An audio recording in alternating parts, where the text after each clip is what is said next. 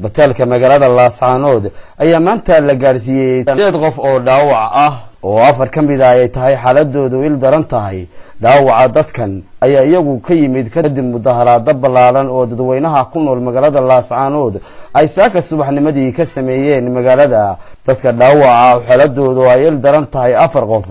magaalada guud ahaan ayaa xaaladeedii isbedeshay kadib markii horimaad aan noociisa hore loo arag uu ku dhaxmaray shacabka magaalada ku dhaqan iyo ciidamada militariga booliiska. dadkan dhaawac ah ayaa markii cusbitaalka magaalada la gaarsiinayay ayaa waxa iyagu halkaasi isugu yimid dadka magaalada ku nool oo ay wajiyadooda ka muuqato murugo iyo dareen naxdin leh. dhammaan waxa la xidhay jidadka waxaana hakad is socodkii gaadiidka iyo dadka waxaana guuxa reenka iyo dhawaaqa rasaasta laga maqlayay hubka noocyadiisa kala gadisan oo iyagu laga maqlayay meelo badan oo kamid ah magaalada. xilliga ay arintani ka taagan tahay magaalada ayaa iyagu waxa ku sugan xubno wasiir ah oo ay kamid yihiin wasiirka warfaafinta, ganacsiga iyo cadaaladda. maraanu la xiriirnay arrimaha ka taagan magaalada Laascaanood waxa ay ka og yihiin mas'uuliyiintaasi waxay warbaahinta qaybaheeda kala duwan u sheegeen in arinta ka dhacday magaalada ay aad uga xun yihiin ayna ku timi dad iyagu doonaya inay nabadgelyada